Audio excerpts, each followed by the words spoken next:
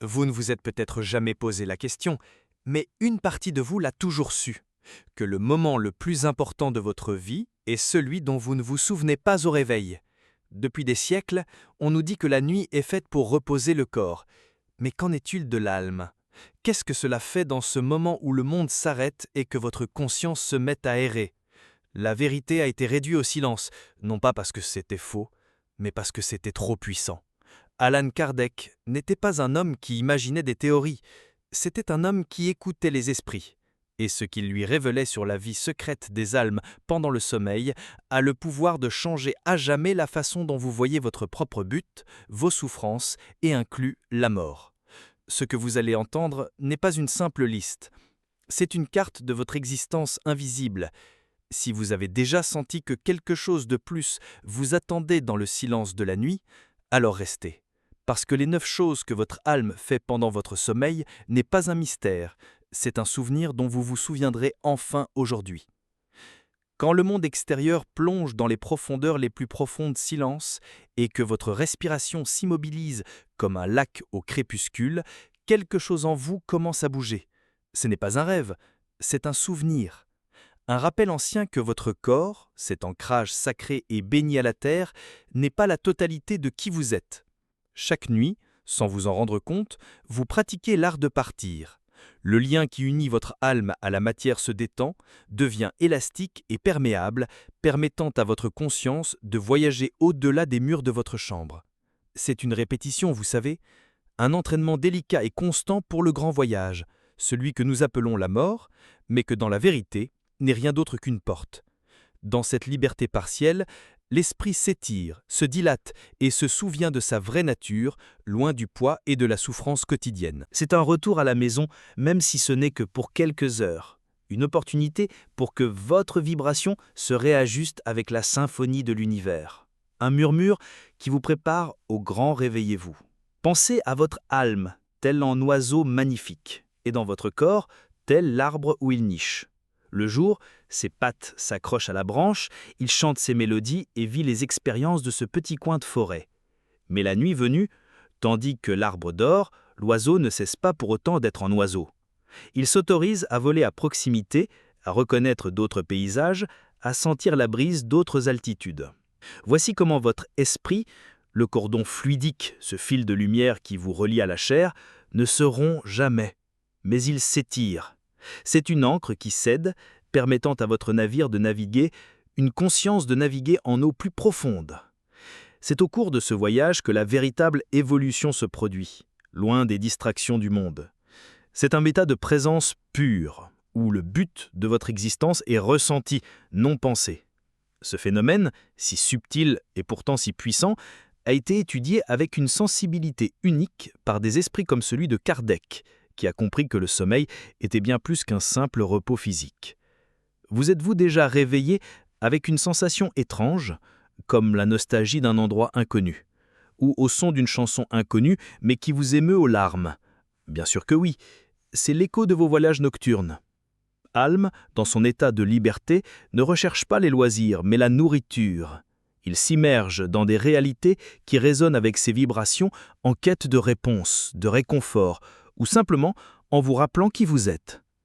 Ces explorations sont un élément fondamental de votre but dans cette vie. Parfois, le poids du quotidien, la souffrance des épreuves, nous fait oublier notre immensité. Mais la nuit, votre esprit est chargé de vous rappeler, de vous reconnecter avec le vrai vous de votre moi immortel. C'est un mécanisme sacré de la vie qui garantit que, même dans les moments les plus sombres, une partie de vous reste toujours en contact avec la lumière. Ce voyage nocturne n'est pas une fantaisie poétique, mais une réalité aussi tangible que l'air que vous respirez. C'est ainsi que la conscience traite, apprend et se prépare aux défis de la vie éveillée. Ce que votre esprit rationnel ne peut résoudre, votre âme le comprend dans le silence du détachement. Solution à des problèmes complexes, inspiration pour une œuvre d'art, calme après une journée orageuse, tout cela est souvent ramené de ces incursions. C'est un dialogue silencieux entre votre moi terrestre et votre moi éternel. Le grand réveille-vous. La croissance spirituelle ne se produit pas soudainement, mais se tisse nuit après nuit, dans ces petites morts et renaissances. La lumière que vous cultivez pendant vos heures de sommeil est ce qui, petit à petit, illumine vos journées, vous rappelant que chaque pas sur cette terre fait partie d'une évolution beaucoup plus grand, un chemin vers une éventuelle réunion. Ainsi, le sommeil cesse d'être une pause et devient un portail, un espace sacré où votre âme respire, se nourrit et travaille pour votre évolution. Ce n'est pas une évasion de la vie, mais une immersion dans une facette plus profonde de celle-ci. C'est la preuve vivante qu'on n'est jamais seul et que la vie est bien plus que ce que nos yeux peuvent voir. Dans ce calme, tandis que le corps se repose, votre esprit rencontre l'immensité, s'aligne sur son but et se renforce. Et c'est précisément dans cette immensité, libérée des chaînes du cerveau physique, que se produisent les rencontres les plus émouvantes, celles que le cœur désire ardemment et que la raison craint parfois d'admettre. Car dans cet océan de liberté, il n'est pas rare de croiser ceux qui ont déjà définitivement franchi le rivage. Dans ce vaste océan de silence, où l'âme vogue libre, les courants de l'affection deviennent des phares. Nous ne sommes pas perdus dans l'immensité, nous sommes guidés par des liens que ni l'un ni l'autre ne peut nous défaire. La mort peut se défaire. Avez-vous déjà ressenti, dans cet état entre le sommeil et l'éveil, une présence tellement familière que ça vous tire les larmes aux yeux ? Ce n'est pas votre imagination qui vous joue des tours, c'est la véritable réunion pendant le détachement du sommeil. Lorsque les barrières de la matière deviennent ténues, votre esprit peut retrouver des proches et des amis disparus. Quelle consolation! C'est dans ce moment-là que le mot « séparation » perd tout son sens. Votre conscience, libérée des limitations du cerveau physique, communique d'une manière beaucoup plus pure, d'essence à essence, dans une vibration d'amour inconditionnel. C'est là que la souffrance de l'absence se transforme en certitude des retrouvailles, un baume qui rappelle que l'amour est le véritable fil conducteur de l'évolution. Ces rencontres ne sont ni des rêves symboliques, ni les créations d'un esprit étrange. Ce sont des expériences si réelles, parfois même plus lucides, que celles que nous vivons à l'état de veille. Sur le plan spirituel, la communication n'a pas besoin de mots. Elle se fait par le ressenti, par une compréhension instantanée. Une étreinte qui guérit tout, un regard qui transmet des années de sagesse, un conseil qui arrive juste au moment où vous en avez le plus besoin. C'est l'AVBU, ces rencontres pour but de vous apporter réconfort, conseils et orientation. Votre proche ne revient pas pour vous effrayer, mais pour vous rappeler la continuité de la vie. Il vous voit, vous ressent, vous accompagne dans votre cheminement, et dans ces moments de liberté nocturne, il saisit l'occasion de vous murmurer quelque chose. Alme, les vérités que le bruit du monde vous empêche d'entendre. C'est un acte de charité et d'amour profond, une preuve de plus, comme il nous l'a enseigné, Kardec, que les liens de l'esprit transcendent le voile de la mort. Pensez à ces rêves qui vous laissent une paix inexplicable tout au long de la journée. Vous souvenez-vous d'avoir vu votre grand-mère sourire, plus jeune et plus radieuse que jamais ? Ou d'avoir eu une conversation avec un ami décédé, avec l'impression que la conversation avait repris là où vous l'aviez laissée ? C'est votre âme, c'est celui qui vit cette expérience et non votre cerveau. Le cerveau tente de la traduire en images et symboles familiers au réveil, et c'est pourquoi les souvenirs sont parfois fragmentés ou confus. Mais l'essence, le sentiment vrai de cela, la réunion est enregistrée dans votre esprit. C'est un nutriment vital pour votre évolution, un rappel que vous ne marchez pas seul. Cette connaissance est un premier pas vers une profonde révélation. Comprenez que vos proches ne sont pas perdus, mais vivent dans une autre dimension, attendant patiemment le moment des grandes retrouvailles finales. Ils souffrance, car la perte est l'une des épreuves les plus difficiles sur le chemin de l'évolution. C'est une douleur qui semble anéantir tout espoir. Pourtant, la vie, dans son infinie sagesse, nous accorde ces répits nocturnes. Elle nous permet de toucher, de ressentir et de converser avec ceux dont l'absence physique nous déchire. C'est un remède pour l'âme, une forme de spiritualité supérieure nous disant « Calme-toi, tout va bien, la vie continue ». La présence d'entre eux est réelle, leur vibration, la force de son amour existe encore et peut vous atteindre. Ces rencontres sont une manifestation de la loi universelle de l'amour qui régit le monde visible et invisible. Elles sont une invitation à transformer la douleur de la perte en certitude de la vie éternelle, à comprendre que la mort, ce n'est une transition sur le long chemin de l'esprit. Et ainsi, chaque nuit devient une promesse. La promesse d'une possible réunion, un mot d'encouragement, un câlin qui renouvelle les forces. Votre âme ne se contente pas des récents buts, elle recherche activement ces liens, les nourrissant. C'est une part essentielle de son voyage. Ces rencontres apportent non seulement du réconfort, mais aussi de la connaissance. Souvent, lors de ces conversations silencieuses, nous recevons plus que de simples salutations. Nous recevons des leçons, nous apprenons des choses sur l'au-delà, sur nous-mêmes. Parce que tout comme nous sommes dans un processus d'évolution, ils poursuivent également les leurs.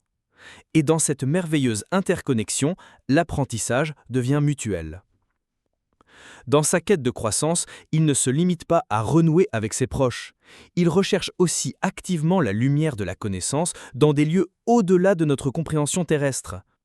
Une fois le cœur apaisé, avec le baume de la réunion, l'esprit agité dans la nature même et l'évolution aspire à davantage.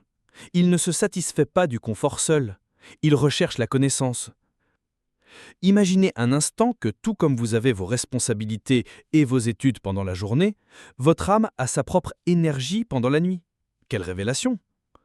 Se détacher du sommeil est non seulement un état de liberté, mais aussi de productivité spirituelle.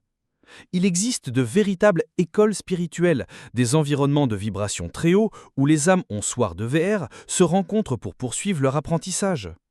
Vos esprits, en fonction de leur degré de réveil-vous et leurs affinités, peuvent être emmenés dans ces lieux pour étudier les lois universelles, les arts, les sciences, dans une perspective beaucoup plus large, ou pour comprendre les racines de leur propre souffrance et ses défis terrestres. Lorsque vous vous réveillez, vous ne vous souvenez peut-être pas d'une masterclass sur la nature de conscience, mais vous pourriez ressentir une clarté d'esprit surprenante, avec une compréhension intuitive d'un sujet qui vous tourmentait. Voilà le résultat. Les connaissances acquises par Alma s'installent progressivement dans l'esprit physique, se manifestant par des intuitions, des idées soudaines, une paix que la raison ne peut expliquer. C'est la présence de la connaissance supérieure. C'est cette connaissance supérieure qui vous guide et vous pousse à prendre de meilleures décisions. Cet apprentissage nocturne est l'un des outils les plus puissants pour notre évolution. Des personnages comme Kardec n'ont simplement codifié les informations que des esprits plus avancés, dans leur état de liberté, ont puisées dans ces sources de sagesse.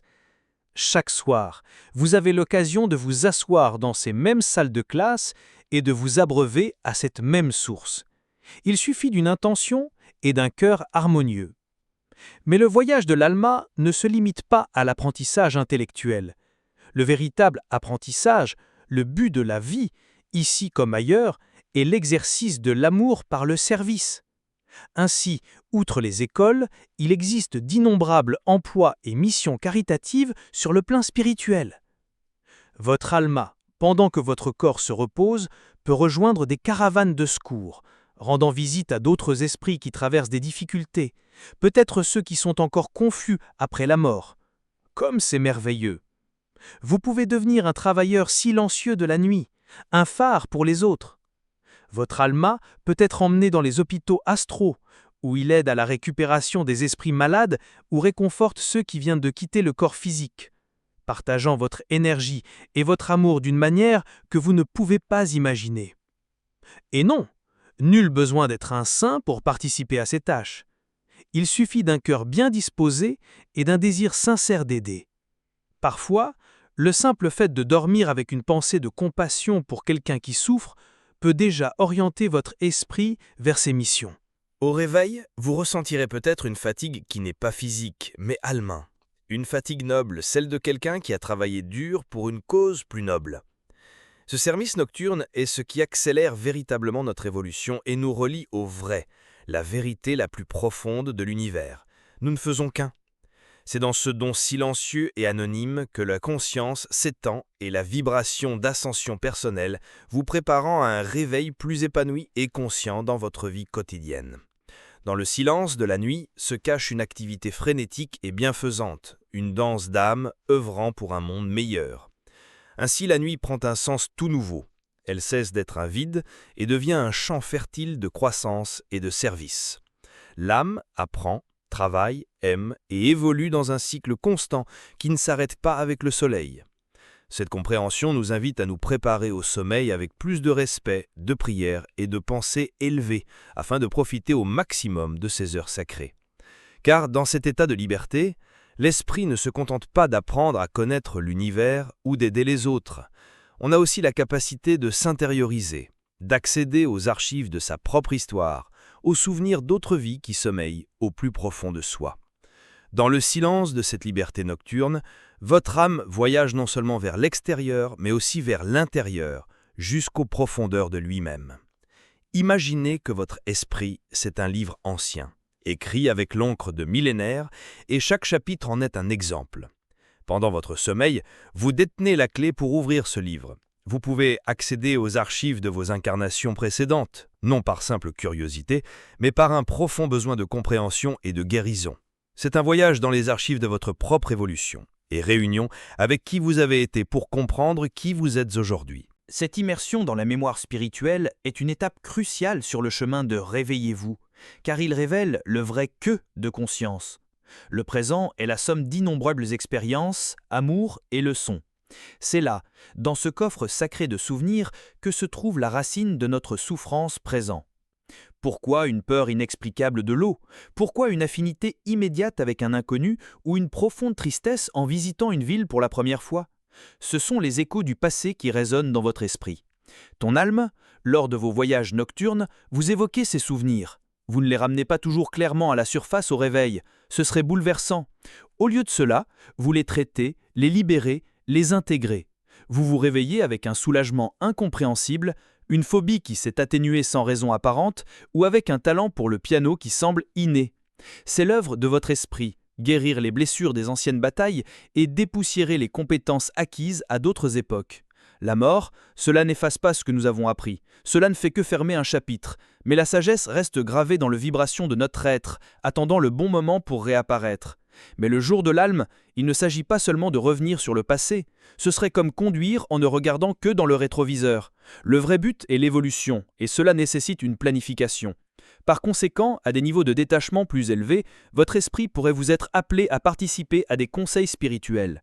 Imaginez des assemblées de lumière, où âmes sœurs et guides plus évolués se réunissent pour planifier les prochaines étapes du cheminement. C'est lors de ces réunions que le projet de vie est revu, les progrès analysés et les orientations reçues pour les défis futurs. Il ne s'agit pas d'une destination rigide et immuable, mais plutôt d'une carte des opportunités de croissance. Le travail de Kardec regorge d'histoires sur cette organisation du monde spirituel qui montre que rien dans l'univers n'arrive par hasard. Dans ses conseils, le vrai se présente sans voile. Votre conscience, libre des illusions de l'ego, comprend le but plus profond derrière les épreuves que vous avez choisi d'affronter. Souffrance. Ce qui sur Terre semble être une punition insensée se révèle là-bas comme un outil de purification, comme une leçon précieuse pour les esprits. Vous obtenez un regain d'énergie, une recharge de vibrations. Prenez soin de vos mentors avec amour. C'est un moment de connexion profonde avec votre plan divin, un rappel des engagements que vous avez pris avant. Plus tard, les épreuves ne sont plus si gros-bégorges. L'esprit peut y retrouver un bonheur inattendu dans la gratitude profonde et la compassion envers les autres. Pour ceux qui supportent des épreuves inexplicables dans leur viscéral, prions pour ces âmes qui accomplissent un grand engagement. Ne cherchez pas à donner du sens à tout. Il ne se passe jamais rien par hasard. Il y a l'idée que le monde entier est conçu pour les siennes, mais ce n'est pas une corie. Toute la misère du monde est produite par l'entêtement des bœufs à vouloir tout diriger avant de comprendre la nature ultime des choses, les lois de la création. Donc, votre âme agit sur deux fronts. Elle guérit les cicatrices du passé et s'aligne sur les promesses de l'avenir. C'est un travail délicat et constant qui s'opère sur le fil du temps, au-delà de notre perception linéaire. Cette capacité à guérir et à planifier n'est pas seulement bénéfique pour soi-même. Cette âme qui guérit et s'aligne sur la lumière devient un canal d'énergie subtile et curative, projetable à travers l'espace et le temps. Le travail du âme se transforme ensuite en un acte de service qui peut toucher les autres d'une manière que nous commençons seulement à comprendre. Et quand le âme s'est nourri de connaissances et a guéri ses propres blessures sur le métier du temps, il déborde. Telle une fontaine qui ne retient plus l'eau, il aspire au partage. Dans cet état d'élévation-vibration, l'esprit devient un canal d'énergie vitale universelle, un instrument de guérison. Tandis que votre corps est immobile, votre conscience peut projeter cette énergie sur un proche souffrant d'une maladie. Ce n'est pas seulement une pensée positive, c'est une action concrète sur le plan énergétique. Notre Alma, souvent assistée par des équipes spirituelles, émet des fluides curatifs, des baumes de lumière qui enveloppent le corps éthérique du malade, aidant à rééquilibrer ses centres de pouvoir et à atténuer ses souffrances. C'est l'amour dans sa forme la plus pure et la plus active, une manifestation de l'abus plus grand qui nous unit tous. Ce travail de guérison à distance est l'une des tâches les plus sublimes que notre esprit peut être effectué pendant le sommeil. Elle se produit dans le silence, sans applaudissements ni reconnaissance. Une simple prière dans votre cœur pour la santé de quelqu'un avant de dormir suffit à mobiliser votre alma dans cette direction. On se réveille peut-être sans aucun souvenir, mais la personne malade peut connaître une nuit de sommeil paisible, une fièvre qui baisse inexplicablement ou un regain d'espoir. C'est la présence invisible à l'œuvre. C'est le vrai. Derrière la puissance de la prière, ce n'est pas une supplication passive, mais une mobilisation active des énergies. Elle fait partie de notre évolution. Apprenez à utiliser ce pouvoir consciemment pour devenir des phares de lumière et de réconfort, même lorsque notre corps se repose, accélérant ainsi notre propre réveil spirituel. Alors que les barrières entre les mondes physiques et spirituels se dissolvent dans le sommeil, non seulement notre alma y part en exploration, parfois d'autres s'approchent de notre esprit. La communication avec les esprits désincarnés peut se produire spontanément, presque involontairement. Notre conscience, étant dans un état intermédiaire, devient plus réceptive aux impressions de l'au-delà. C'est comme si la porte de votre maison était entr'ouverte, laissant filtrer les voix extérieures.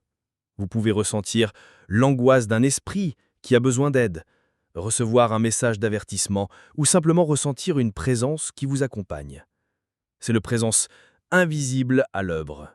C'est le vrai, derrière la puissance de la prière. Ce n'est pas une supplication passive, mais une mobilisation active des énergies. Elle fait partie de notre évolution. Ce sont des fragments de dialogue, des images fugaces, des émotions qui ne vous appartiennent pas, mais que votre âme alma capture avec une clarté surprenante. Ces contacts, qu'est Kardec et d'autres explorateurs de l'invisible, étudiés avec tant de minutie, nous rappellent que la vie grouille autour de nous, dans des dimensions que nos yeux ne peuvent percevoir. Aucun mur ne nous sépare, mais un voile, et ce voile devient presque transparent pendant le sommeil. Cela ne devrait pas être une source de peur, mais plutôt de respect et de responsabilité. La qualité de notre vibration, nos pensées et nos sentiments détermine le type de présence auquel nous sommes le plus réceptifs. C'est une invitation à cultiver la sérénité et l'amour, afin que nos voyages nocturnes et les visites que nous recevons soient toujours exaltants, inscrits dans un univers sacré de réunion avec la grande famille spirituelle.